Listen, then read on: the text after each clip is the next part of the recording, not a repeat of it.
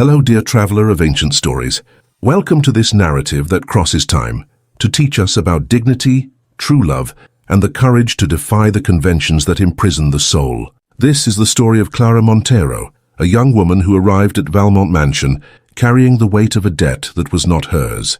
But who would discover there that a person's true worth is not measured in gold, titles, or blue blood, but in the silent strength of the heart? Prepare to see vineyards bathed in autumn rains, halls lit by crystal chandeliers, and above all, two lonely hearts that will find in each other the redemption they so desperately sought. This is a story about how love can bloom even in the most arid soil, about how dignity can shine even in the darkest shadows.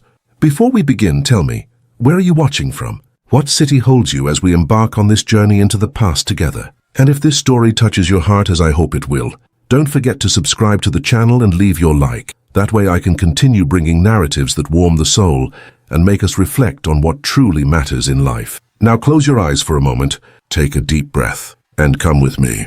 Autumn 1877, rural France, Loire region, Valmont Mansion. The sky was heavy with lead-colored clouds when Clara Montero first passed through the wrought-iron gate of Valmont Mansion. It was late October, and the autumn wind brought with it the smell of wet leaves, damp earth, and something else. An ancient aroma of sleeping vineyards, of untold stories, of secrets kept between centuries-old stones. She was 22 years old and carried only a worn leather suitcase, a heart too heavy for her. Brown hair, tied in a simple bun, revealed a delicate face inhabited by dark eyes that had already seen too much suffering. Her hands, rough from work, trembled slightly, not from the cold but from the fear of the unknown that awaited her. The mansion rose before her like a creature of stone and shadow. Neo-Gothic architecture, towers that seemed to scratch the grey sky, tall windows with stained glass that reflected the dim twilight in shades of amber and wine.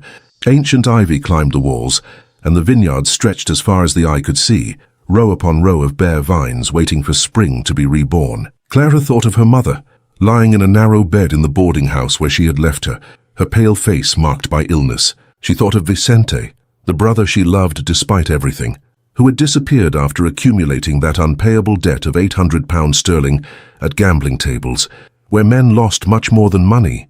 They lost their honor, their sanity, their souls.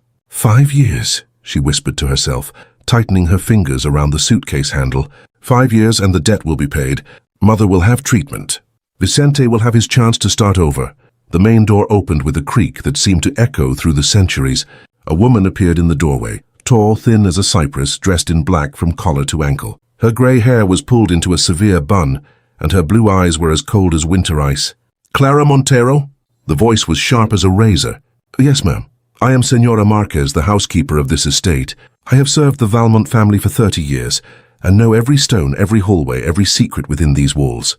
She paused deliberately. "You are here because of a debt. Never forget that. Here you are no one. You will obey without question. You will work from sunrise to sunset. And above all," her eyes narrowed, "never under any circumstances approach Count Rodrigo Valmont unless summoned. He values his privacy above all else." "Understood." Clara lowered her eyes. "Yes, ma'am. Follow me." They crossed corridors where silence had weight, marble staircases where their steps echoed like heartbeats, until they reached a discreet door on the top floor of the servants' wing. The room was tiny, a narrow bed, an old dresser, a small window overlooking the back of the property. "Tomorrow at 5 in the morning, come down to the kitchen. Teresa will tell you what to do." Senora Marquez turned to leave but stopped at the threshold. "One more thing, girl. Don't ask questions. Don't meddle in what doesn't concern you. This house has seen enough suffering. Don't you be the one to bring more." And she left, leaving Clara alone with the weight of those mysterious words. The young woman sat on the narrow bed, and only then allowed the tears to come. She wept for her sick mother, for her lost brother, for the life she might have had.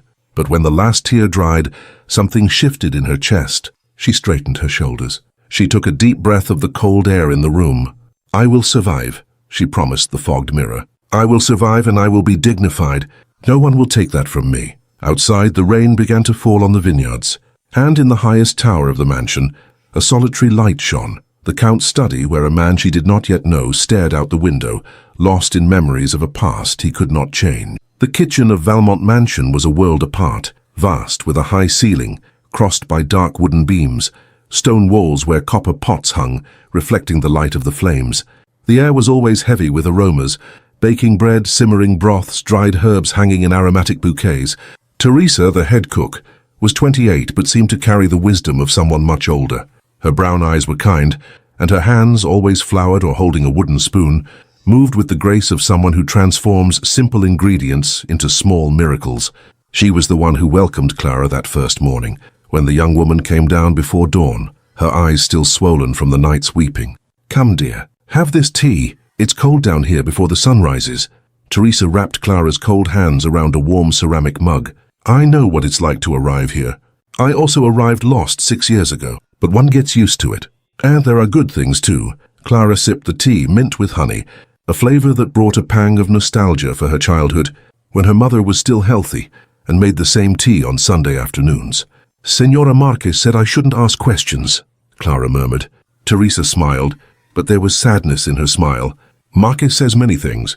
It's true that this house holds heavy silences, but you'll find out sooner or later, and I'd rather it be from me gently than from the cruel gossip of the other servants."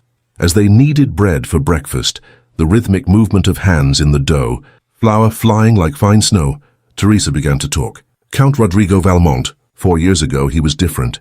He laughed loudly, received friends, walked through the vineyards humming. That was before you—" Teresa lowered her voice, though they were alone. "Before Amélie left." "Amélie?" Clara couldn't help asking. "Countess Amélie Valmont. She was as beautiful as a spring day, blonde hair like golden threads, blue eyes like a summer sky, a laugh that filled the corridors with light. She was only 24. Teresa kneaded the dough harder. She and Rodrigo loved each other in a way one rarely sees.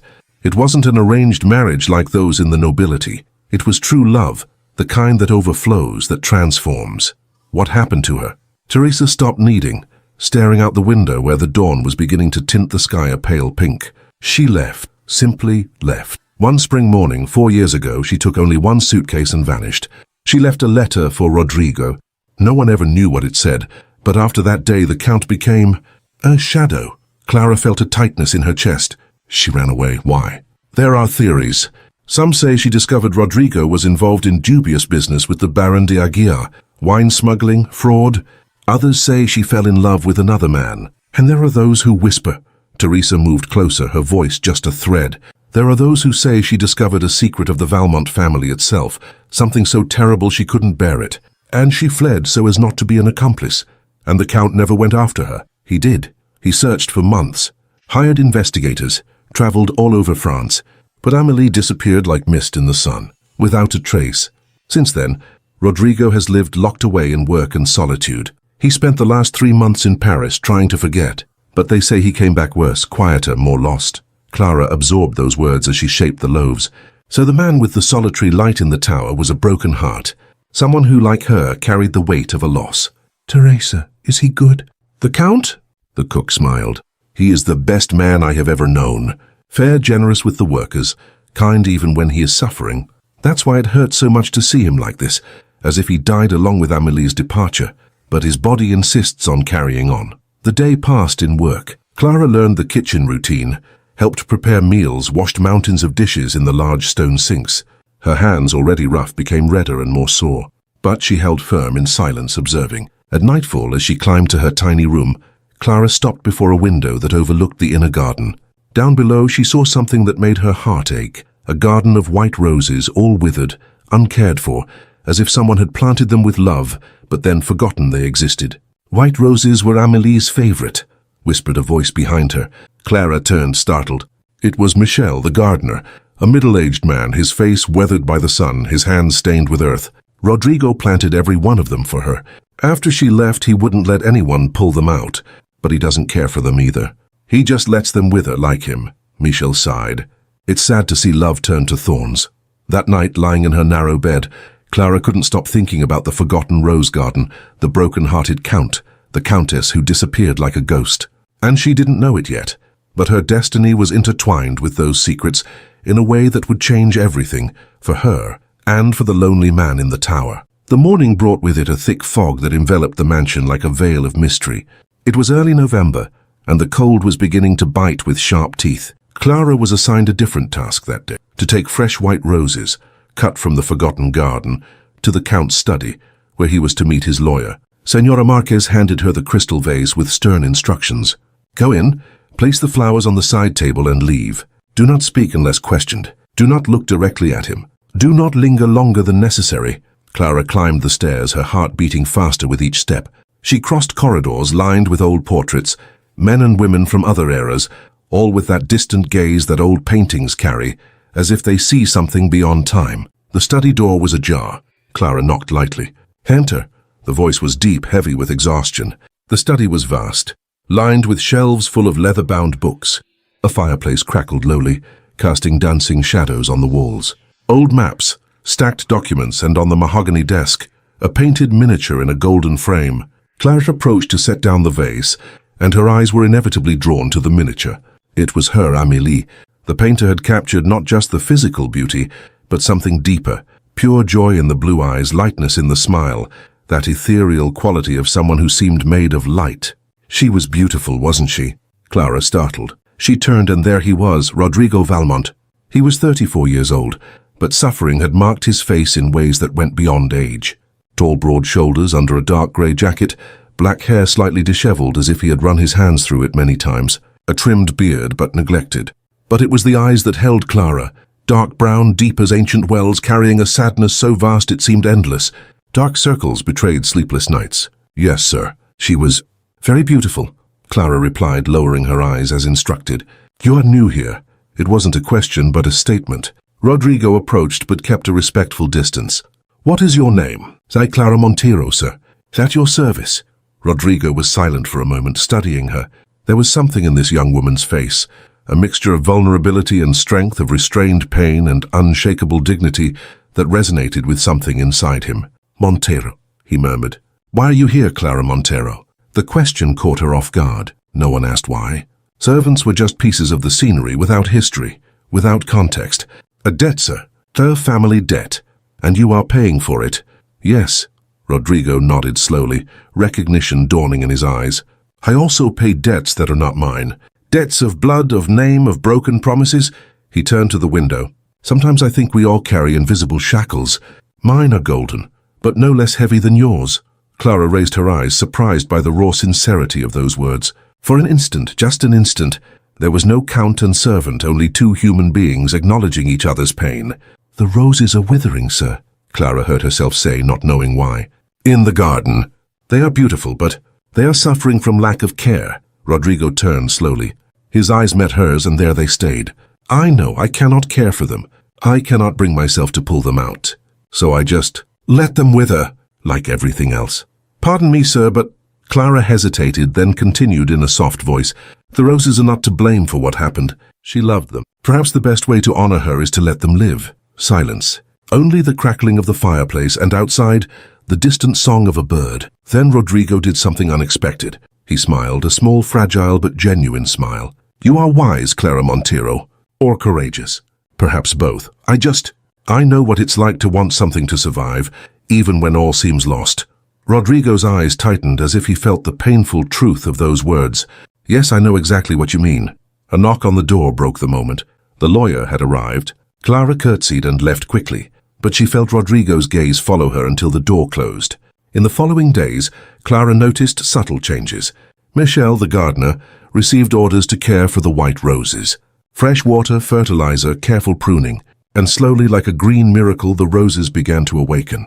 And Clara didn't know it yet, but that brief encounter had planted seeds that would grow into something far greater than either of them imagined, something that would challenge conventions, scandalize society, but would be, in the end, the salvation of two lost hearts. December arrived, bringing violent rains that lashed the mansion's windows like desperate fingers trying to get in. The wind howled through the corridors, and the servants whispered that it was Amélie, wandering like a ghost, searching for the way back home. Clara didn't believe in ghosts, but she believed in pain, and she saw pain every day in Count Rodrigo's eyes. In the weeks since their first meeting, something subtle had changed. Rodrigo had begun to request, always politely, always respectfully, that it be Clara who brought his afternoon tea to the study, Clara who organized his correspondence, Clara who replaced the white roses that were now blooming again. They spoke little. Sometimes they just exchanged glances, he looking up from documents, she pausing while arranging books. But in those silences, something was communicated. Solitudes recognizing solitudes. Pains understanding pains without need for words. Senora Marquez noticed, and her disapproval grew as visibly as ice forming on a winter lake. "Be careful, girl," she warned one morning. "Do not forget your place. The Count is kind, but that doesn't change the chasm between you." Clara just nodded, but in her chest something rebellious whispered that chasms were made to be crossed. On that night of a particularly fierce storm, Clara was ordered to check if all the library windows were locked. The wind was strong enough to tear them from their hinges. The library was one of the most beautiful places in the mansion. 2 stories high, spiral staircases, hundreds of leather-bound volumes guarding entire worlds between their pages. The light from the lightning flashed through the stained glass, painting everything in dramatic shades of purple and gold. Clara was checking the last window when she heard footsteps. She turned. Rodrigo was in the entrance, leaning against the doorframe. Even in the dim light, Clara could tell he was drunk. Not completely, but enough that his usual barriers were weakened. "Sir?" Clara took a step toward him, worried. "Clara." He pronounced her name as if savoring each syllable. "Stay, please. She should leave." She knew it. Being alone with him in this state was reckless, even dangerous, not because he was threatening, but because the boundaries were so thin. But she didn't leave. Rodrigo walked to one of the leather armchairs near the unlit fireplace, letting himself fall into it, with a bottle of brandy that was certainly not his first of the night. "Do you know what it's like to have everything, and yet have nothing? Title, property, name, but to wake up every morning feeling like you're living in a tomb?" Clara approached slowly, as if approaching a wounded animal. "Sir, perhaps you should rest." "I don't want to rest." His voice echoed through the library. Then softer, almost broken. "I'm sorry. Today it has been 4 years. 4 years since she left and took all the color from the world with her." She sat in the opposite armchair, forgetting protocol. "Tell me about her." And he told her. With words intoxicated by pain as much as by alcohol, Rodrigo unspooled memories. Amélie laughing as they ran through the vineyards in a summer rain. Amélie playing the piano late into the night, melodies floating up the staircases. Amélie reading to him by candlelight, her voice turning words into magic. "Amélie, Amélie, always Amélie."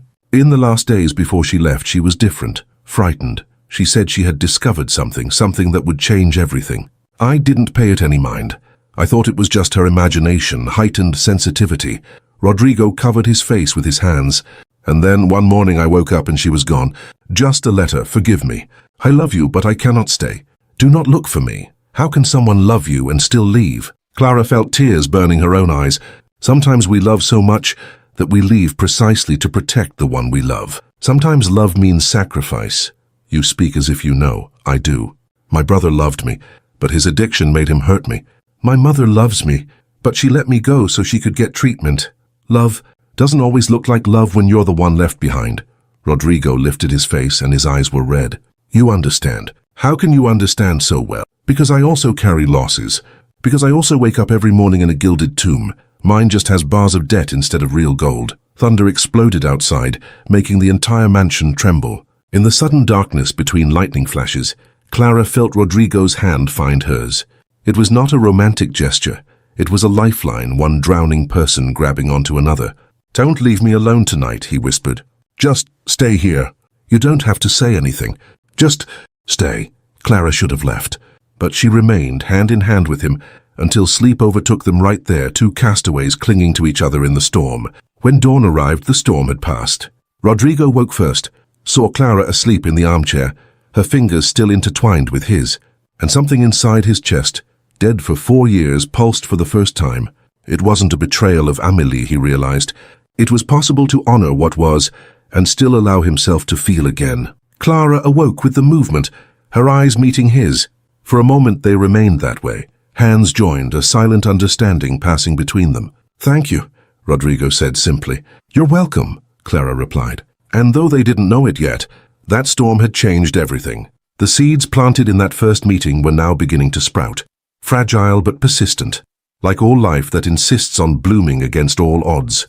Isabella de Aguiar was 26 years old and used her beauty as a weapon. Blonde hair arranged in elaborate curls, dresses of the latest Parisian fashion, jewels that captured light and attention. She was the daughter of Baron de Aguiar, one of the wealthiest families in the region, and she considered herself destined to be the next Countess Valmont.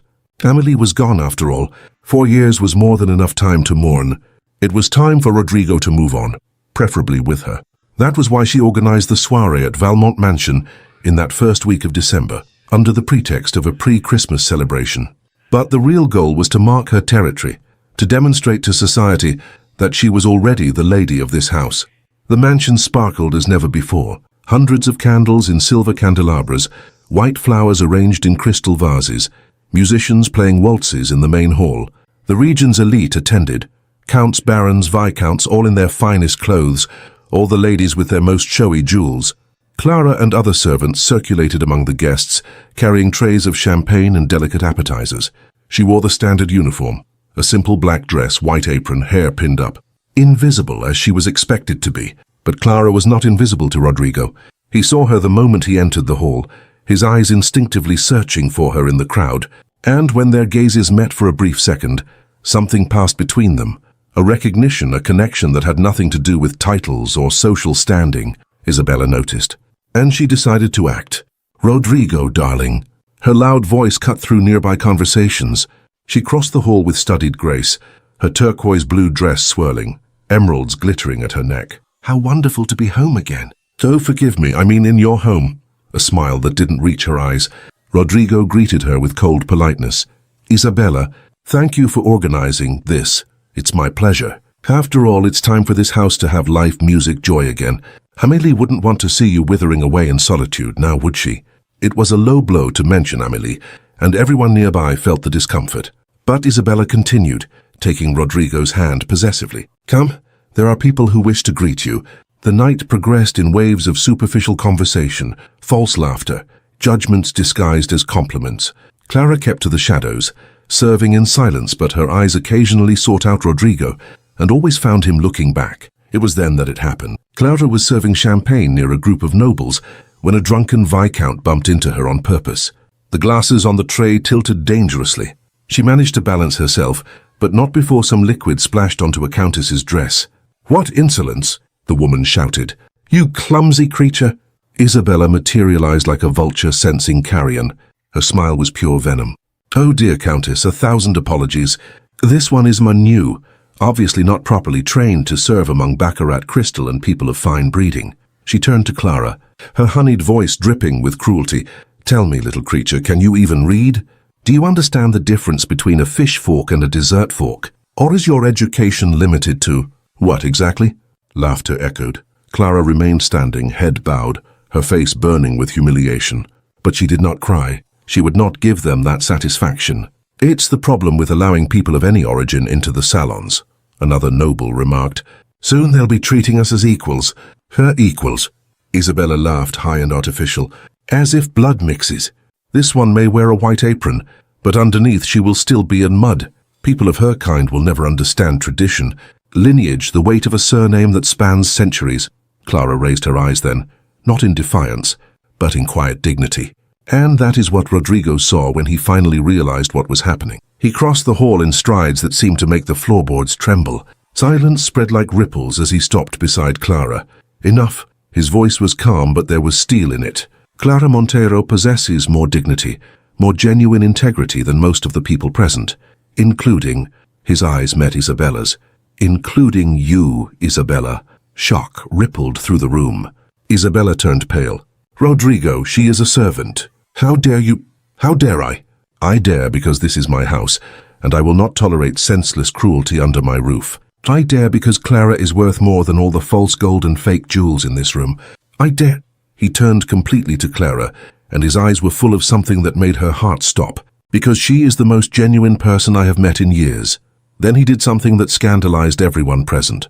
He extended his hand to Clara, not as a count to a servant, but as a man to a woman he respected. Clara looked at that outstretched hand. She could hear the shocked murmurs, feel the judgmental stares. She knew that accepting it was crossing a line from which there was no return. But she looked into Rodrigo's eyes and saw something she hadn't seen in a long time in anyone's eyes. Respect, worth, acknowledgement of her humanity. She placed her hand in his. The hall erupted in scandalized murmurs as Rodrigo gently led Clara out, their fingers intertwined. "The Count has completely lost his mind. It's the shame of the Valmont family." "This is unacceptable!" Isabella remained frozen, her face a mask of fury and humiliation. In the empty corridors, far from the stairs, Rodrigo stopped. He still held Clara's hand. I apologize for exposing you like that. No. Clara was breathing fast, her eyes shining, not with tears but with something else. Thank you. No one has ever defended me like that. You didn't deserve that. Not 1 second of it. They stood there in the corridor, lit only by a solitary candle, hands joined, the world outside forgotten. And for the first time, both silently admitted what had been growing since that first meeting in the study. But what they didn't know was that that night had planted the seeds of consequences they would still have to face. Isabella de Aguiar was not a woman who accepted humiliation, and her father, the Baron, had enough power to destroy much more than reputations. The war had only just begun. The morning after the soirée dawned grey and cold as metal. Clara woke early, the memories of the previous night still pulsing in her mind. Rodrigo's hand in hers, his eyes saying things words dared not. The scandal left behind in that golden hall. She went down to the kitchen before dawn, needing the normality of the morning rituals, lighting the fire, preparing bread dough, heating water for tea. But her hands trembled slightly as she kneaded, and her heart beat unevenly. Teresa entered, noticing her friend's state. I heard what happened last night. The servants can talk of nothing else, and Clara didn't look up. I was foolish. I put the Count in an impossible position. No, he made a choice, Clara. A choice that was both brave and stupid, which is how all great choices of love are. Love? The word came out like a sigh. It's not love. It's compassion, solidarity. He's been alone for so long, and you are blind, Teresa interrupted gently. I've seen that look before, in the way my grandfather looked at my grandmother, how my father looked at my mother. It's the look of someone who sees home in another person. Before Clara could answer, the kitchen door burst open. Senora Marquez entered, her severe face even more closed than usual. Clara Montero, you have a visitor. The side parlor now. A visitor? Who? Go, and pray that this situation doesn't get any worse. With a heavy heart, Clara followed the housekeeper through the still dark corridors. When they entered the small side parlor, normally used to receive merchants and suppliers, Clara felt the air leave her lungs. Isabella de Aguiar was there, but she was not the glamorous woman from the soirée. She wore simple traveling clothes, her hair pulled back without adornments, and her face. Her face was a mask of calculated coldness. Leave us, Isabella ordered Senora Marquez, who hesitated before leaving, closing the door behind her. A silence as heavy as lead. Do you know why I am here? Isabella began, her voice soft but laden with a veiled threat. Clara stood tall. No, madam. I am here to make you an offer, one that would be in your best interest to accept. Isabella walked around the room, fingers gliding over the wood of the old furniture. You seem like a smart girl, so you understand that what happened last night. I cannot continue. I didn't... Let me finish. The tone grew even colder. Rodrigo Valmont is the last of an ancient line. He possesses land, title, influence. But all of that can be fragile. A large enough scandal can destroy years of reputation. Businesses can be severed. Alliances broken. Doors closed. Clara felt a chill run down her spine. Are you threatening me? I am offering you a choice. Isabella stopped, facing her directly. My father, the Baron de Aguiar, is a powerful man. His influence extends throughout the region and beyond. One word from him, and the Valmont vineyards lose their best export contracts. Another whisper, and banks call in loans. One more action, and the Valmont name becomes synonymous with scandal. But why? What has the Count done to deserve? It's not about what he's done. It's about what he might do. Isabella approached, and Clara saw cold calculation in her eyes. Rodrigo needs to marry properly. He needs alliances that strengthen his position. And you, she looked Clara up and down with disdain. You are a distraction. Worse, you are a danger. A servant? An impossible love, please. It's the perfect material to destroy everything the Valmont family has built. I never asked. It doesn't matter what you asked for or not. What matters is what you will do now. Isabella crossed her arms. Leave today, leave this mansion, and my father will pay off your debt. You will be free. You can return to your mother, your brother, your humble life. Rodrigo will suffer for a few months, but he will eventually forget. He forgot Amélie.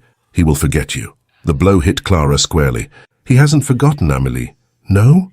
A cruel smile. Then why is he looking at you the way he does? Amélie was his love. You are just convenient.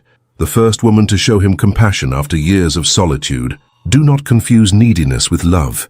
The words were poison, but a part of Clara, the insecure, frightened part, wondered if there was truth in them. Was it really love? Or just two lonely people clinging to each other in the shadows? And if I refuse your offer? Isabella sighed, as if speaking to a particularly foolish child. Then I will watch you destroy the man you claim to value. I will watch Valmont Mansion fall to ruin. I will watch his name be dragged through the mud. And in the end, when there is nothing left, you will understand that your love, if it even is love, cost him everything. She turned to leave, but stopped at the door. You have until sunset to decide. Leave quietly and everyone walks away unharmed. Stay and watch it all burn. And she left, leaving Clara alone with an impossible decision. Hours later, Clara was in the garden of white roses, now blooming again, their petals like promises of a new beginning. But her hands trembled as she touched a delicate flower. Clara, she turned. Rodrigo was there, still in his riding clothes. He had gone out in the morning to inspect the vineyards. His hair was slightly messy from the wind, and there was something different in his eyes, determination, decision. We need to talk. Yes, she agreed, her voice weak. We do, but neither of them knew how to begin, because the words that needed to be said had the power to change everything, for better or for worse. And once spoken, there would be no turning back. The afternoon wore on. Sunset was approaching, and Clara still didn't know which choice she would make, the one that would protect the man she loved, or the one that would follow the heart that only beat when he was near. They walked in silence through the garden, Rodrigo and Clara, keeping a careful distance but aware of each other's every move. The December sun began to dip toward the horizon, painting the sky in shades of copper and pale gold. It was Rodrigo who broke the silence first. Isabella came to see you today. I know, Clara stopped, surprised. How? Senora Marquez informed me. She is loyal despite all her severity. Rodrigo turned to face her. What did Isabella say? Clara hesitated. She could lie, protect him from the threats. But she looked into those dark brown eyes and knew he deserved the truth. So she told him everything. The Baron's threats, the offer of freedom, the ultimatum by sunset. When she finished, Rodrigo was pale, but his voice remained steady. And what have you decided? I haven't decided yet. Clara hugged herself, a sudden chill biting through her shawl. Rodrigo, I can't be the reason for your ruin. You've already lost so much. Amélie, no. He took a step forward, then another, until he was close enough for her to feel his warmth. Don't mix this with Amélie. What I feel for you doesn't diminish what I felt for her. Love doesn't work that way. There isn't a limited amount. The heart expands or withers, but it doesn't divide. But society can burn. The intensity in his voice surprised her. I spent 4 years dead, Clara. 4 years playing a role that meant nothing. I woke up, I worked, I slept, but I was dead inside. And then you arrived with your sad eyes and your unshakable dignity, and something in me woke up. Isabella said it's just neediness, that I'm convenient. Isabella lies. Rodrigo took her hands, gentle but firm. Do you think I don't know the difference between neediness and love? Amélie was my first love, intense, brilliant, like the midday sun. But you are something different. You are the dawn after the longest night. You are the first breath after nearly drowning. It's not a replacement, it's a new beginning. Tears streamed down Clara's face. But your name, your position, everything your family built. Family?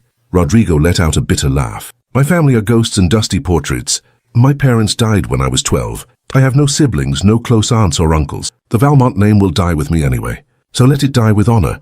Let it die because I chose true love over a convenient marriage. The vineyard, they prospered because we work with integrity. If the Baron cuts contracts out of a bruised ego, others will come. There are always those who value quality over politics. He brought one of her hands to his face. Clara, stop looking for reasons why this can't work. Ask yourself only one thing. Do you love me? Silence. The wind blew through the vineyards, carrying the smell of earth and future promises. Clara closed her eyes, finally allowing herself to feel what she had been denying for weeks. Yes, she whispered. I love you. God help me, but I love you. Rodrigo pulled her to him then, holding her carefully, as if she were made of precious crystal. Then stay, face this with me. I don't promise it will be easy. I promise storms, judgments, closed doors. But I promise you won't be alone. Never again. Clara sank into his embrace, allowing herself for the first time since she arrived at that mansion to feel safe. But there was still one question she needed to ask. And Amélie, your heart. Amélie has an eternal place in my heart, Rodrigo answered with painful honesty. But hearts are not rooms with limited capacity. I loved her. She left, I grieved. And now I am allowing myself to live again. It's not betrayal, it's survival. It's choosing life over eternal mourning. Would she approve? Rodrigo pulled back slightly to look into her eyes. You know, it's strange, but I think she would. Amélie was generous. She loved to see joy. She wouldn't want me to wither like those roses were withering. He smiled sadly. Maybe that's why you reminded me to care for them. It was a message from her through you. The sun touched the horizon, the last warning of Isabella's ultimatum. Clara had to decide. I will stay, she said finally, her voice firm despite the fear. I don't know if I'm brave or foolish, but I will stay. I will face whatever comes. Then we will face it together. Rodrigo leaned in and for the first time he kissed her, not a kiss of unbridled passion, but of promise. A kiss that sealed a pact between two souls who had chosen each other against all odds. When they separated, night was falling. In the mansion, lights were beginning to turn on in the windows. And inside, Señora Marquez watched from a window, her severe expression softened by something that might have been approval. Teresa was in the kitchen, smiling to herself as she prepared dinner. But far away on the Aguiar estate, Isabella received the news that Clara had not left. Her face twisted in fury. She turned to her father. She chose to stay. It's time for you to make good on your threats. The Baron de Aguiar, a man of 60 with eyes as cold as winter, nodded. So be it. Valmont will learn the price of rejecting my daughter. And that servant will learn her place. The war was no longer veiled. It was open. And Clara and Rodrigo would have to be stronger than they ever imagined to survive what was to come. January arrived, bringing snow, rare in that region, but that year it fell thick, covering the vineyards in a white blanket that transformed the landscape into something from a fairy tale. But the beauty was deceptive. Beneath the snow, silent battles were being waged. The Baron de Aguiar began his maneuvers with surgical precision. First, it was a letter to the Valmont vineyard's main buyers. Insinuations of mismanagement, rumors of financial trouble, suggestions that it would be prudent to diversify suppliers. 2 large contracts were cancelled in the first week. Then came the banks. A word here, a suggestion there. Nothing direct enough to be proven, but effective. A small loan for modernizing equipment was denied without clear explanation. Society, always eager for scandal, began to distance itself. Invitations stopped arriving. When Rodrigo appeared at necessary events, he was received with icy politeness. Nobles who once sought him out for business now averted their gaze. But the hardest blow came in an unexpected way. It was late January when Teresa found Clara in the garden, tending to the roses that stubbornly survived the cold, even with the snow. Clara, Teresa's voice was choked. I need to tell you something. They sat on the stone bench, indifferent to the damp cold. Teresa clutched a crumpled letter. I received news from the boarding house where your mother was staying. Teresa took Clara's hand. She passed away. 3 days ago, pneumonia. It was quick. She didn't suffer much. The world stopped. Clara felt as if the ground had disappeared from beneath her feet.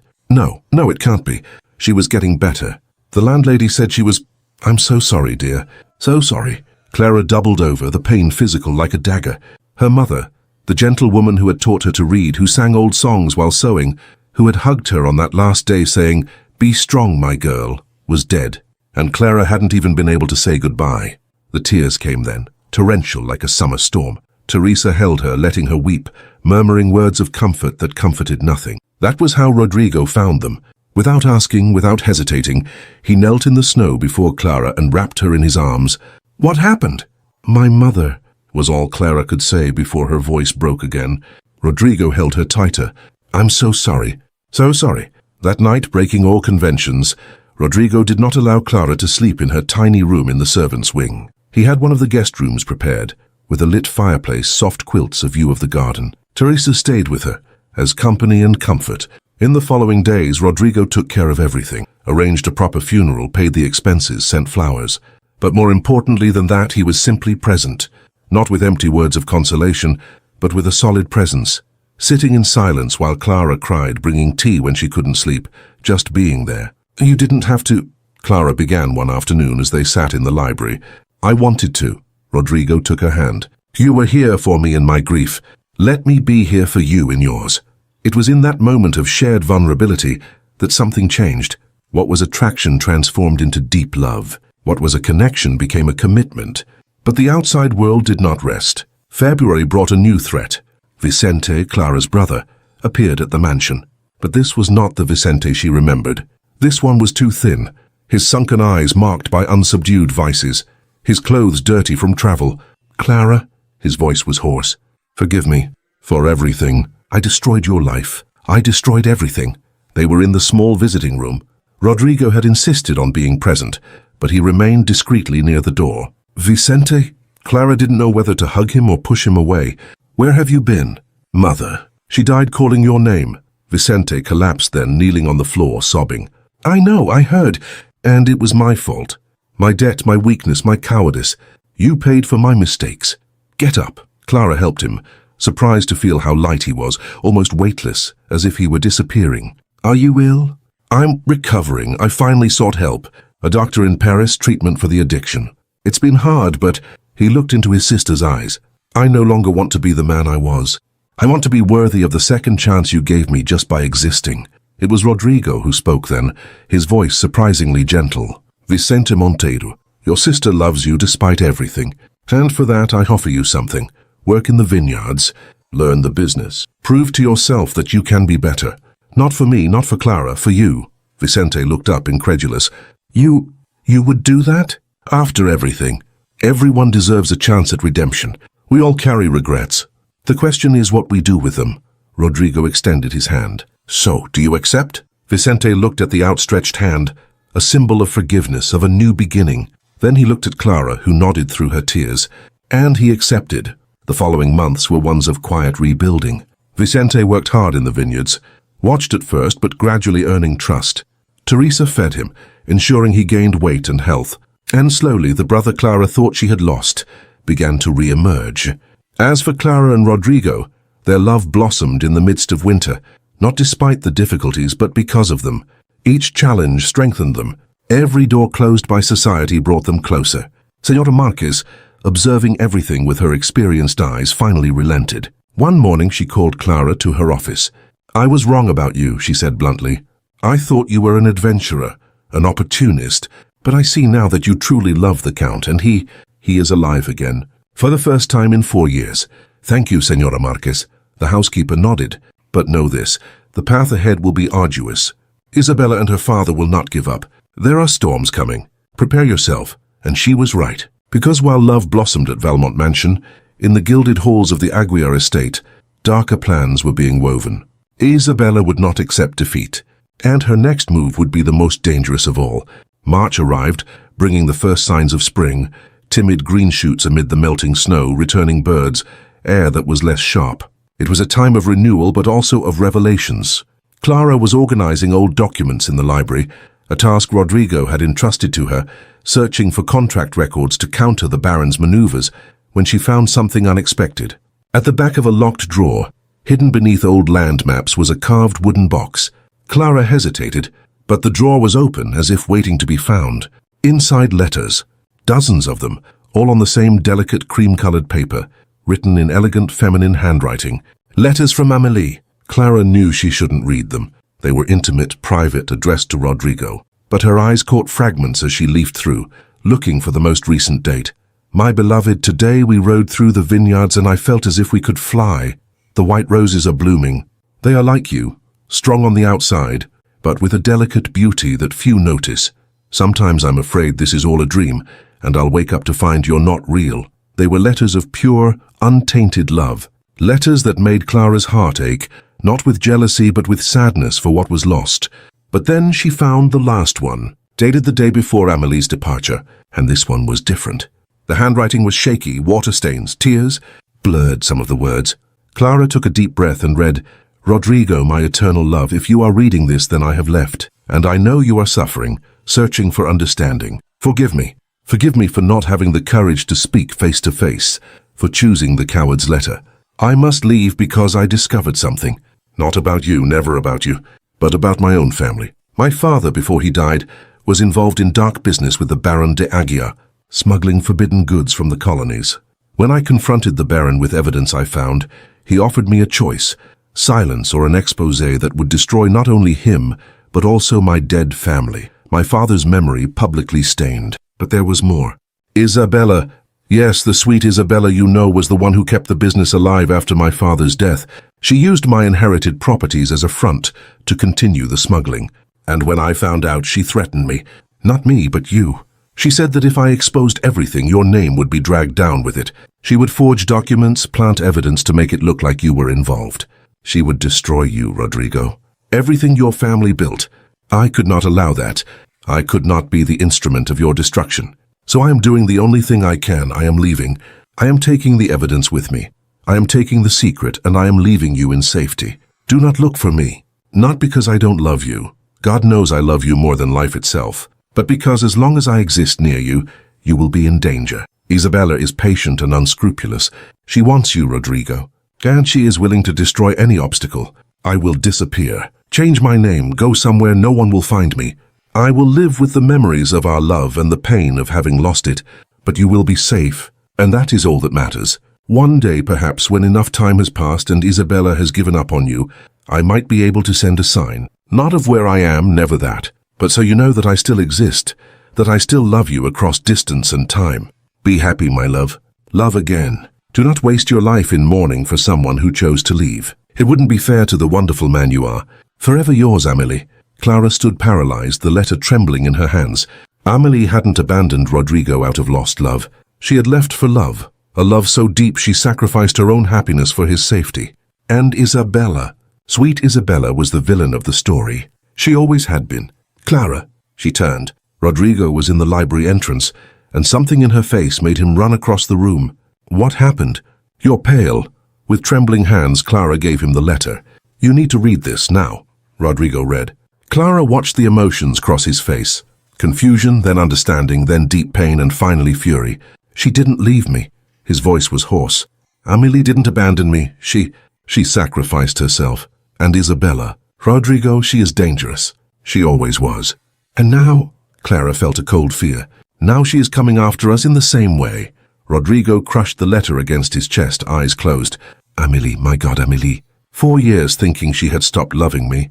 4 years of anger mixed with pain. And all this time, tears streamed down his face like she loved me. She still loves me. Clara put her hand on his arm. What are we going to do? He opened his eyes, and in them was a determination she had never seen before. We are going to find her. We are going to expose Isabella. And we are going to end this once and for all. But how? The letter doesn't say where she went. No, but it says she kept the evidence. Rodrigo turned to Clara, an idea forming. If Amélie is still alive, if she still loves me as she says, she will send a sign. You read it. One day I will send a sign. Maybe she already has and I didn't notice. They spent days reviewing old correspondence, looking for clues. It was Vicente, now working in the administrative offices, who found it. Clara, Rodrigo, look at this. He held a business letter received 6 months earlier from an importer in Paris, seemingly routine, about acquiring new barrels. But Vicente pointed to the signature. A.V. Dubois, Fine Imports. A.V., Rodrigo whispered. Amélie Valmont. It could be a coincidence, Clara warned. Or it could be the sign. Rodrigo held the letter as if it were gold. Paris, she's in Paris. Then let's go get her, Clara said firmly. Let's bring Amélie back. It's the right thing to do. Rodrigo looked at Clara with something close to reverence. You would help me find the woman I loved, knowing that she loves you and that you belong together? Yes, Clara smiled through her tears. True love doesn't imprison, Rodrigo. It liberates. And if freeing you so you can be happy with Amélie is the price of my love for you, I will pay it without hesitation. Rodrigo pulled her into a tight hug. You are the most generous person I have ever met. But he pulled back to look her in the eyes. You need to know what I feel for you is real. It is not a substitute for Amélie. It's different, but just as true. I know. And that's exactly why you must go. You need to bring back answers. Bring Amélie home and together end Isabella's threat. The future. Clara touched his face gently. We will figure out the future afterward. 3 days later, Rodrigo left for Paris, taking with him Amélie's letter and a heart torn between two loves, one from the past that had never died, and one from the present that had brought him back to life. Clara remained at the mansion, keeping everything running, praying he would find what he was looking for. But she was also preparing, because Isabella would eventually find out what they were doing. And when she did, the war would be without quarter. The final storm was coming, and all of them would have to choose what truly mattered. Rodrigo returned from Paris 3 weeks later, on a late March afternoon when the vineyards were exploding in new green. But he did not return alone. Clara was in the rose garden, now lush under her dedicated care, when she heard the carriage. Her heart tightened. She stood up, wiping her soil-stained hands on her apron, and walked toward the main entrance. Rodrigo stepped down first. His eyes immediately searched for hers, and in them were so many emotions Clara could barely decipher them all. Relief, pain, gratitude, something more. Then he extended his hand, helping someone else down, and there she was, Amélie Valmont. But this was not the radiant young woman from the portraits and descriptions. This Amélie was thinner, her blonde hair cut short in the modern Parisian style, wearing a simple dress without adornments. There were lines of suffering on her face that shouldn't exist on a woman so young. But when her blue eyes landed on the mansion, her former home, they filled with tears. "I'm home," she whispered. Finally home. Clara remained at a distance, unsure of her role in this moment. But it was Amélie who came to her, studying her with a gaze that was more curious than hostile. "You are Clara. Rodrigo told me about you." Her voice was soft, still carrying that musical quality the letters had hinted at. "Thank you for taking care of him when I could not, for bringing him back to life." Clara didn't know what to say. "I just did what anyone with a heart would do." "No," Amélie smiled, a small, sad but genuine smile. "You did much more. You loved a broken man and helped him put himself back together. That is no small task." They all went into the library, Rodrigo, Amélie, Clara, Teresa, called to provide tea, Vicente and Senora Marquez. It was a time for truths.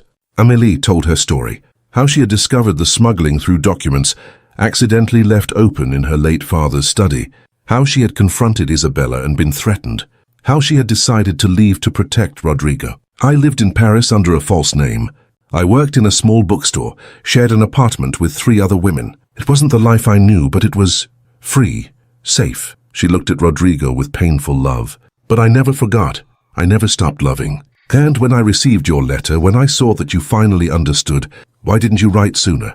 Rodrigo held her hand, but his eyes occasionally sought out Clara, as if needing to confirm she was still there. "Why did you let me suffer for 4 years thinking you had abandoned me?" "Because Isabella has eyes everywhere. Any letter, any sign could have been traced. It would have put you in danger again." Amélie squeezed his fingers. "I couldn't risk it. I preferred you to hate me than to see you destroyed." It was Vicente who asked, "And the evidence?" "You said you had proof of the smuggling." Amélie nodded. From her travel bag, she removed a thick envelope sealed with wax. "It's all here. Forged import documents, letters from the Baron detailing operations, records of payments. It's enough to destroy the Aguiars completely." "Then we will use it," Rodrigo said firmly.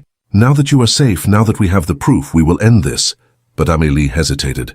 "Rodrigo, before we do anything, we need to talk. Alone." She looked meaningfully at Clara. The message was clear. Rodrigo nodded, though reluctantly. Clara stood up gracefully. "I'll go check on dinner with Teresa." And she left, though her heart was breaking into pieces. In the hallway, Teresa caught up with her. "Dear, I know it hurts, but—" "She is his wife," Clara interrupted, her voice thick. "She came back. It's right. It's proper. Rodrigo will be with the one he was always supposed to be with. But he loves you. And he loves her too. Maybe more. She is—" Clara made a sweeping gesture. "She is everything. Beautiful, cultured, from his world. I am just—" "You are the woman who saved him," Teresa said fiercely. "Don't diminish yourself." But Clara just shook her head and walked away, needing solitude to process the pain that threatened to consume her. In the library, Rodrigo and Amélie were talking. "You love her," Amélie said bluntly. "I saw it in your eyes when you looked at her." "Amélie, no, let me finish." She held his face between her hands. "Rodrigo, you were my first love, my great love, and part of me will always love you, but—" Tears fell. "But these 4 years have changed us. You became someone different. I became someone different. We are no longer the same young people who married 6 years ago. But we can try." Amélie smiled sadly. "We can. But would it be fair? To you, to me, to Clara. Rodrigo, Clara loves you with a love that asks for nothing in return. She was willing to bring me back even knowing she could lose you. That kind of love—" Her voice broke. "That kind of love is rare, precious. Are you saying—" "I am saying that I release you." Amélie kissed his forehead gently. "And I release myself too. I will stay. I will help bring down the Aguiars. But after I will return to Paris. I've built a life there, a small one but my own. And you," she smiled through her tears, "you will stay with Clara and be happy. It's what the Amélie from 4 years ago would have wanted. It's what the Amélie of now wants. Amélie, I can't just—" "You can, and you will." She stood up, composing herself. "Now let's focus on destroying that viper Isabella. Together. One last adventure for Count and Countess Valmont before we go our separate ways." Rodrigo stood up too Too much emotion to process at once. Thank you for everything. For your sacrifice, your love, your generosity. Now, don't thank me yet. We have a battle ahead. Amélie straightened her shoulders. And I didn't spend 4 years in hiding, just to let Isabella de Aguiar win now. That night, after everyone had retired, Rodrigo sought out Clara. He found her in the garden under the moonlight, sitting among the white roses she had brought back to life. She's leaving, he said without preamble. After we settle things with the Aguiars, Amélie is going back to Paris. Clara looked at him surprised. But why? Because Rodrigo sat beside her. People change. Love changes. And what we had, Amélie and I, was beautiful and real, but it belongs to the past. She understands that. And so do I. Rodrigo, let me finish. He took her hands. You brought me back to life, Clara. Not as a substitute for Amélie, not as a placeholder for loneliness. You showed me that it's possible to love again in a different, but equally true way. That it's possible to honor the past while embracing the future. I'm afraid, she whispered. Afraid that one day you'll wake up and realize I'm not enough. That Amélie was my first love. You are my eternal love. There is a difference. Rodrigo kissed her hands. Stay with me, Clara, not as a servant, not as a secret, but as an equal, as a companion, as love. Clara looked at him through her tears. This man she had loved since that first meeting in the study, who had defended her when the world condemned her, who had seen her when she was invisible. Yes, she whispered. Yes, will stay, forever if you'll have me. And there, among the white roses that had witnessed so much suffering, but now bloomed with renewed hope, they sealed a promise that transcended class, titles, and conventions. The final battle with the Aguiars was still to come, but they would face it together, Rodrigo and Clara, with Amélie as an unlikely ally. And when it was all over, they would build something new, not on the rubble of the past, but on the foundations of true love. The confrontation was set for an afternoon in April, when the first spring flowers painted the world in vivid colors, as if nature itself was celebrating the end of a winter that had lasted far too long. Rodrigo did not act with anger or impulsiveness. Instead, he planned meticulously with the help of Amélie, Clara, and surprisingly, Señora Marquez, who revealed she possessed a network of contacts and knowledge about the noble families that few suspected. First, they contacted the region's magistrate, Count de Beaumont, a man of 70 known for his ironclad incorruptibility. They presented him with part of the evidence, enough to pique his interest but not all of it. They saved the best for a public confrontation. Then they invited strategic witnesses, the Valmont family doctor, honest merchants Rodrigo did business with, the local church priest, and crucially, journalists from 2 major Paris newspapers. The Baron and Isabella were formally invited to a business discussion at Valmont Mansion. They arrived confident, still thinking they had the upper hand, that Rodrigo was isolated and weakened. They did not know the storm that awaited them. The main hall was prepared as if for a trial, a long table where Rodrigo, Amélie, whose presence made Isabella instantly pale, the magistrate, the doctor, and the witnesses sat. Chairs for the Aguiars, strategically placed to face everyone. What is the meaning of this? The Baron thundered as he entered and saw the assembly. Valmont, if this is some kind of ambush, it is not an ambush. It is justice. Rodrigo kept his voice calm, but there was steel in it. Sit down. You both have much to answer for. Isabella clung to her father's arm, her eyes fixed on Amélie as if seeing a ghost. You're supposed to be dead. Disappeared forever? Amélie smiled humorlessly. I'm sorry to disappoint, but I am very much alive, and very willing to tell the truths you would prefer kept in the dark. What followed was a systematic exposure of 4 years of crimes, forged import documents, correspondence detailing the smuggling, records of bribes to port officials. Amélie presented each piece of evidence with deadly calm, her voice never wavering. This is ridiculous, the Baron tried to bluff. Forged documents, a conspiracy to defame us. And that was when Vicente stepped forward. They are not forgeries. I have been working on the Valmont vineyard ledgers for the past few weeks. I found records that my father, God rest his soul, inadvertently kept when he did business with you, sir. Records that corroborate every detail from Countess Amélie. The magistrate examined the documents with growing interest. Baron de Aguiar, these are extremely serious accusations. Smuggling, bribery of officials, forgery of commercial documents. If proven, you will face not only financial ruin but prison. And there is more. Clara spoke for the first time, her voice firm despite her nerves. Everyone turned to her. Isabella de Aguiar threatened me personally. She said she would destroy Count Rodrigo if I did not leave. She offered a bribe and made veiled threats against his life, lies from a servant desperate for attention. Isabella finally exploded, her composure shattering. She is a nobody. How dare she? I was present and heard everything. Senora Marquez stepped forward, her commanding presence silencing the room. I heard every word Miss Isabella said, and I can testify under oath that Clara Montero's words are true. Isabella turned to Rodrigo, trying one last gambit, tears, pleading, the damsel in distress. Rodrigo, please. I did all of this because I love you. Amélie was an obstacle, and then Clara. I just wanted you to see me, to choose me. Love? Rodrigo's voice was ice. You call threatening, lying, and destroying love? You forced Amélie to leave her own home, made me suffer for 4 years thinking I was abandoned. You tried to destroy Clara, a woman who did nothing but exist. That is not love, Isabella. It is a sick obsession. Your father, Isabella pointed to the Baron. He was the one who planned everything. A coward to the end, Amélie muttered, blaming her father when things fall apart. The Baron was livid. Isabella, be quiet. But it was too late. The magistrate had seen and heard enough. Baron Claudio de Aguiar and Miss Isabella de Aguiar, by the authority vested in me by the Crown, I order an official investigation into all your business activities. Until the investigation is complete, your assets are frozen and... He glanced at the journalists who were writing furiously. I am certain the court of public opinion has already pronounced its own verdict. And he was right. In the following days, the newspapers explored the scandal with voracity. The fall of House Aguiar, the smuggler baron, obsessive love and crime. The society that had once shunned Rodrigo for associating with Clara now turned on the Aguiars with multiplied fury. The baron was arrested after the investigation confirmed all accusations. His properties were confiscated by the Crown.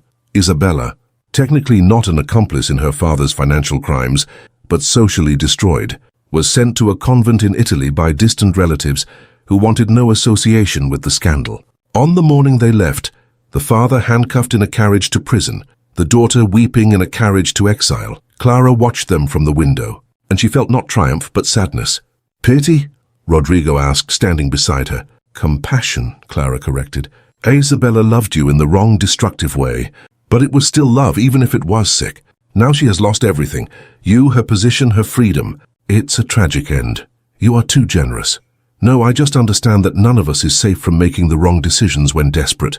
I could have been her in different circumstances. Rodrigo held her. No, you never would be, because your strength comes from dignity, not destruction. From loving openly, not with possessiveness. The storm had passed. The Aguiars were destroyed. The Valmont vineyards, cleared of any association with the crimes, began to prosper again. Contracts were restored. New business emerged. But more important than all of that, they were free. Finally, completely free to build a future without the shadows of the past obscuring every step. May arrived, bathing the region in the golden light of late spring. The vineyards were lush, promising an abundant harvest. Valmont Mansion, which for so long had seemed haunted by sorrows, was alive again. Windows open, music floating through the corridors, laughter echoing. Amélie had stayed for 6 weeks after the fall of the Aguiars, helping to reorganize records, reconnect with old friends, and make peace with the place that had been her home. But everyone knew it was temporary. Paris awaited her. The night before her departure, there was an intimate dinner. Just Amélie, Rodrigo, Clara, Vicente, Teresa, Senora Marquez, and Michel the gardener. Nothing formal, nothing social.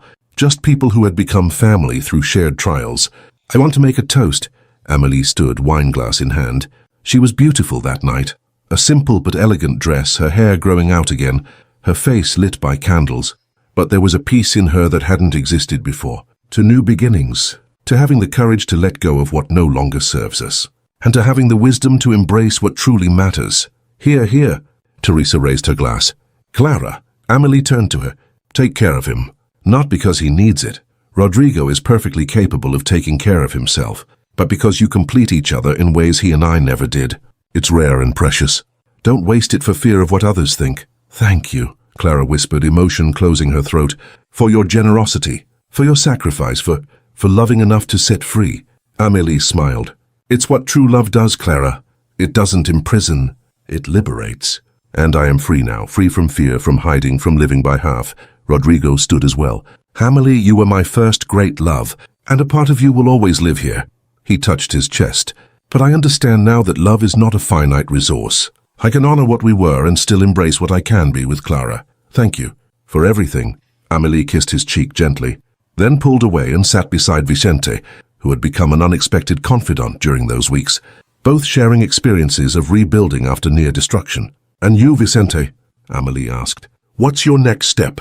Vicente, now fuller, his eyes clearer, smiled shyly. "I'm staying. Rodrigo offered me a permanent position in the administration," and he glanced at Teresa, who blushed. "I have reasons to stay." Teresa gave him a playful swat on the arm, but she was smiling. Senora Marquez cleared her throat, uncomfortable with displays of feeling but clearly moved. "Well, this is all very uplifting, but someone has to keep this house running while everyone else indulges in romance. Mitchell, I need you to organize the gardeners tomorrow." And so the night continued, conversation flowing, genuine laughter, the warmth of people who cared for one another. The next morning, the entire household gathered at the entrance to bid Amélie farewell. Her luggage was packed in the carriage. Paris awaited her, and with it the bookstore where she worked, the apartment she shared, the friends she had made in that simple but her own life. "I will write," Amélie promised. "Not often. You need space to build your life with Clara without my presence haunting you. But occasionally to share news." "Please do," Rodrigo agreed. "And know that you will always have a home here if you need it." "I know." Amélie hugged him one last time. Then she turned to Clara. "Love him well, but also let him love you. You deserve it. Thank you for everything." And then Amélie entered the carriage.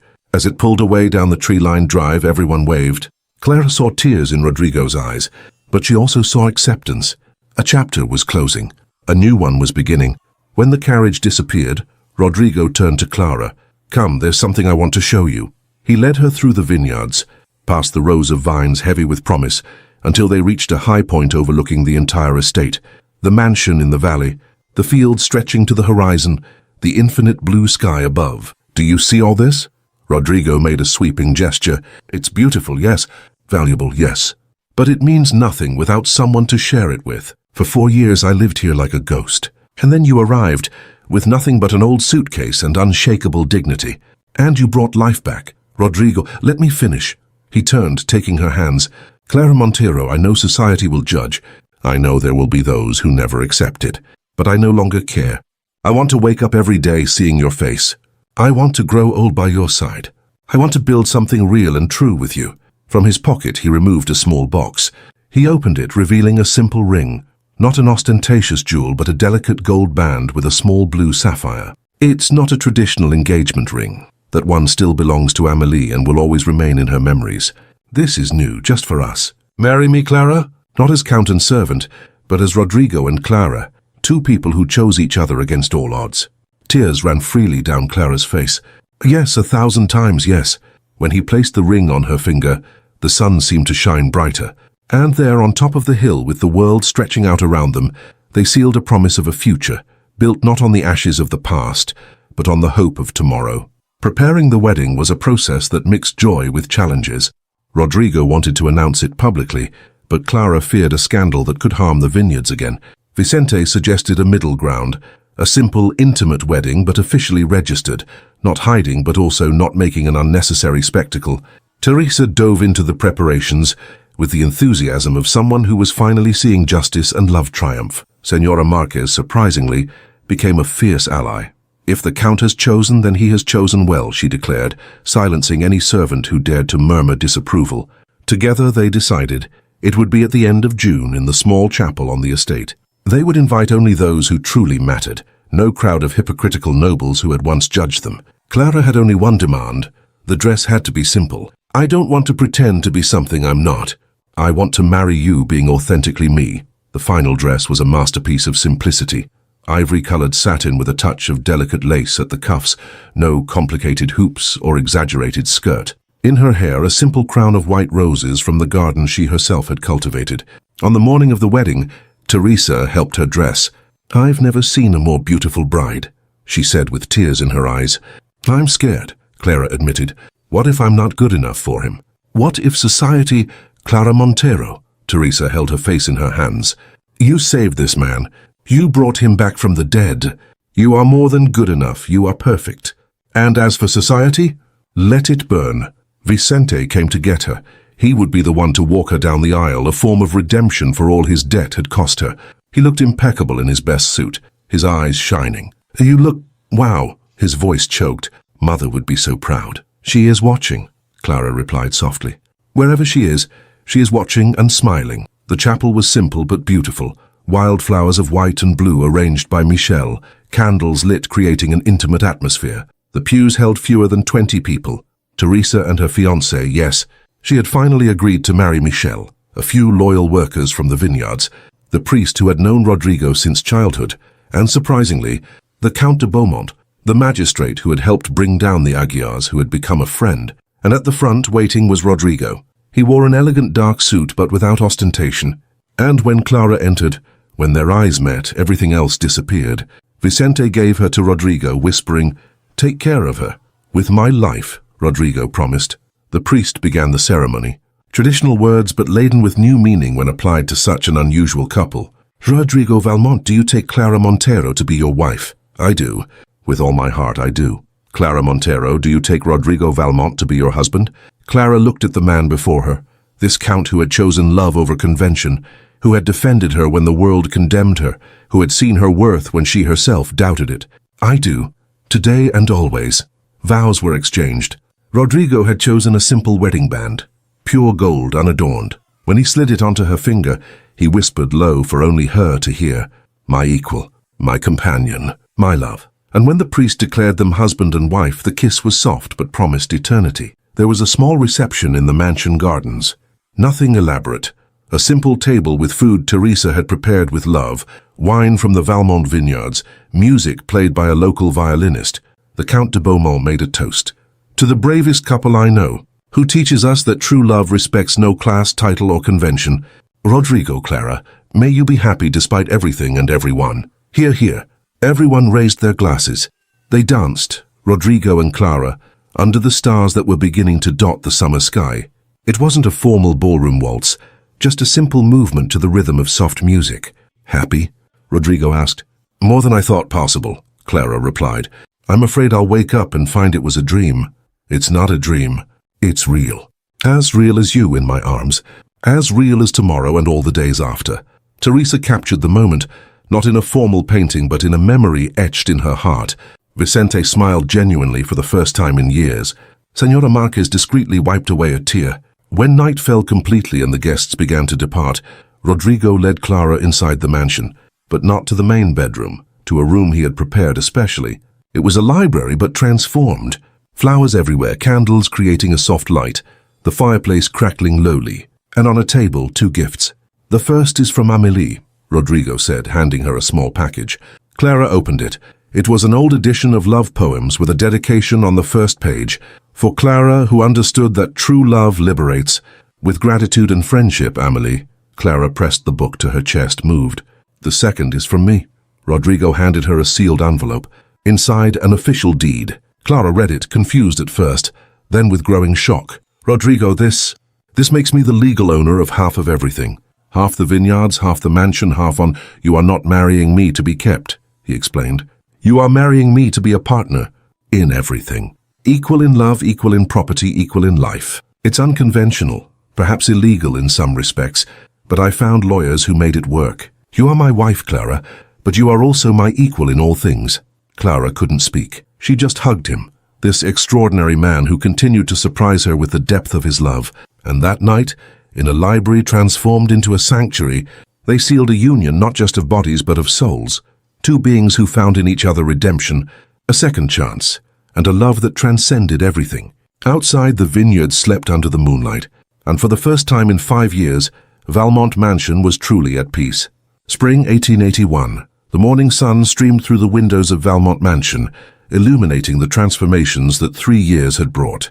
Clara, now officially Clara Valmont, though she preferred to be called simply Clara, was in the garden that had become her sanctuary. At 26, she carried a grace that came from having survived storms and emerged stronger. She was 6 months pregnant with their second child, and her daughter, Amélie Maria Valmont, 2.5 years old, ran among the white roses that now bloomed more exuberantly than ever. "Mama, look!" Little Amélie held up a flower she had just picked, her brown eyes shining, an inheritance from her father, in a face that already promised a beauty inherited from both parents. "Pretty, very pretty, my love. but be careful of the thorns." "I know." The child had already learned respect for the roses, just as she had learned about the woman whose name she carried. In her room there was a painted miniature of the original Amélie, a gift she herself had sent from Paris when she learned of the little one's birth. Clara looked at the mansion, taking stock of the changes. The West Wing had been converted into a school, a dream she had implemented in the first year of marriage. There the children of the vineyard workers learned to read, write, and do arithmetic. Some nobles still viewed this with disapproval, but society was slowly changing, gradually admitting that education should not be a privilege for the few. Teresa, now Teresa Dubois after marrying Michel, was the school's teacher. She had discovered a talent for teaching she never knew she possessed. Vicente worked in the administration of the vineyards, proving himself so capable that Rodrigo had already delegated important responsibilities to him.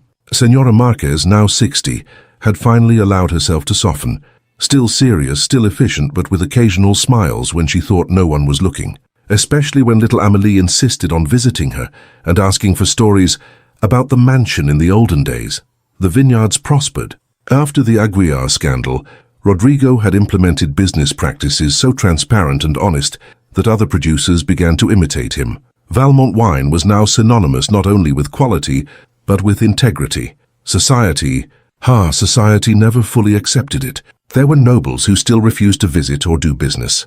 Some circles remained closed, but surprisingly, a new generation of progressive aristocrats had emerged, young people who saw in Rodrigo and Clara an example that love and principles mattered more than empty conventions.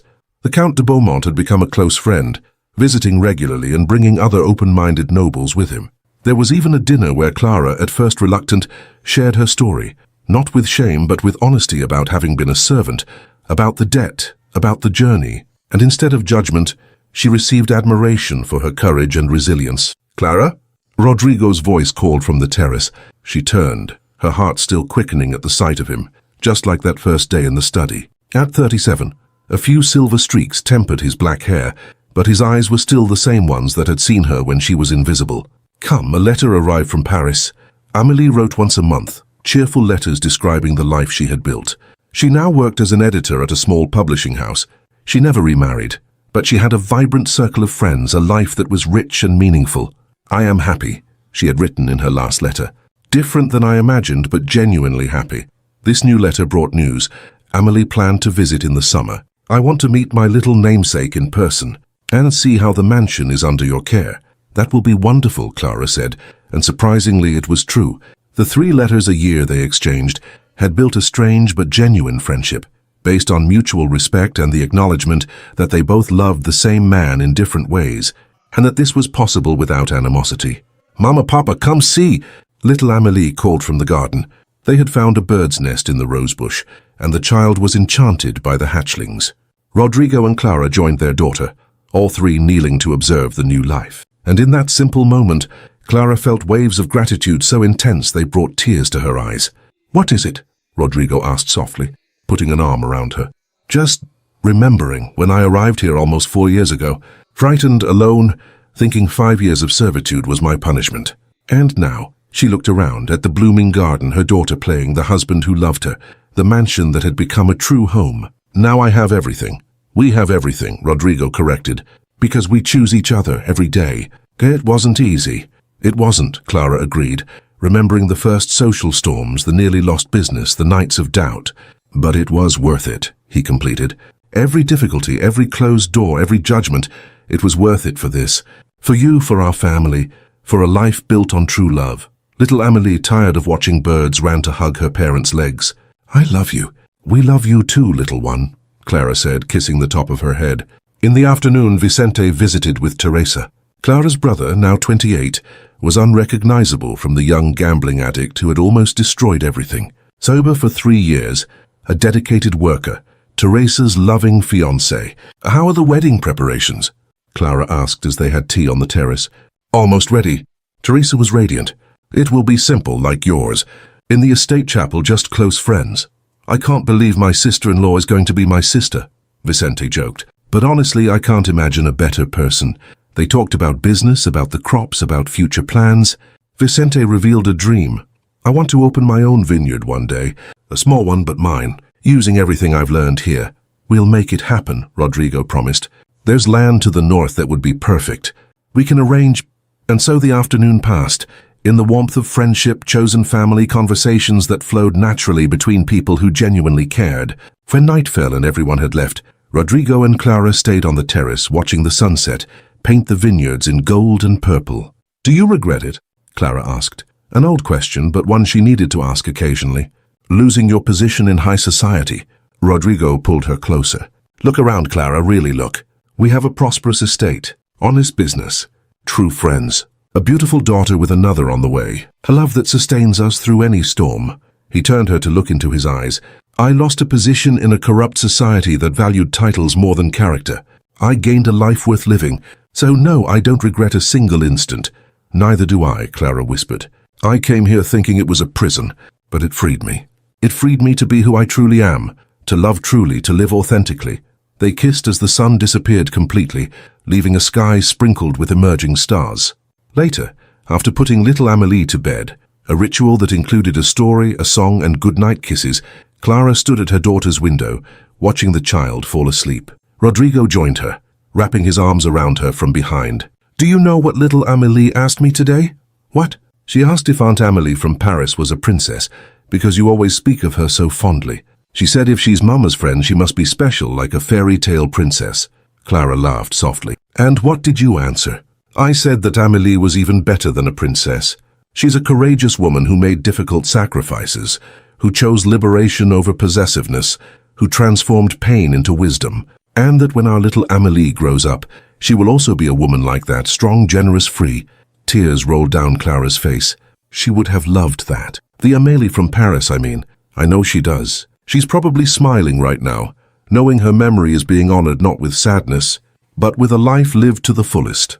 They walked to their own room, the old main bedroom of the mansion, but completely renovated.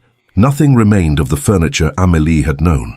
It was a new space, theirs, marking a new beginning. Clara lay down, tired but content. Rodrigo joined her, his hand resting gently on her rounded belly where new life was growing. What will we call him? She asked. If it's a boy? I was thinking of Vincent, in honor of your brother who proved redemption is possible, or perhaps Claudio in memory of your mother, a masculine version of Clara. And if it's a girl? Teresa or Marquez? Rodrigo joked. Although imagining a baby named Marquez, Clara laughed. Maybe something simple, Marie or Sophie.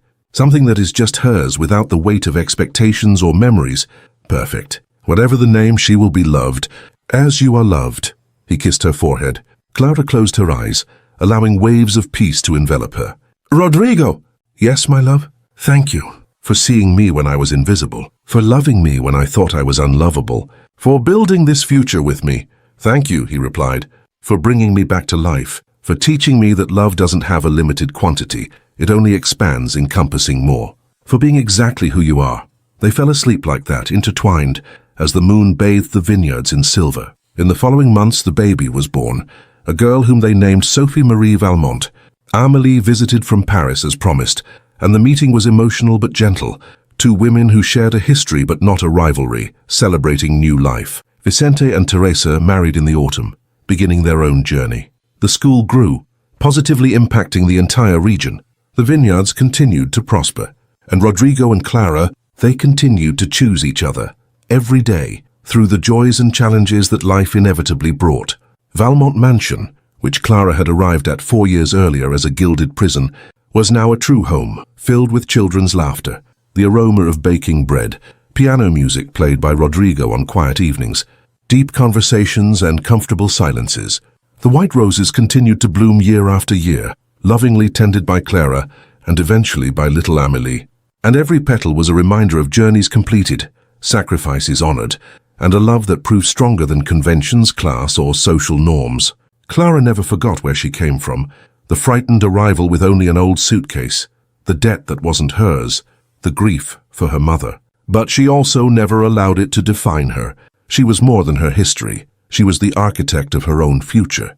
And when old ladies of society asked with poorly disguised disapproval how it was possible that a former servant was now a respected countess, Clara would reply with devastating simplicity, "True love doesn't ask for permission.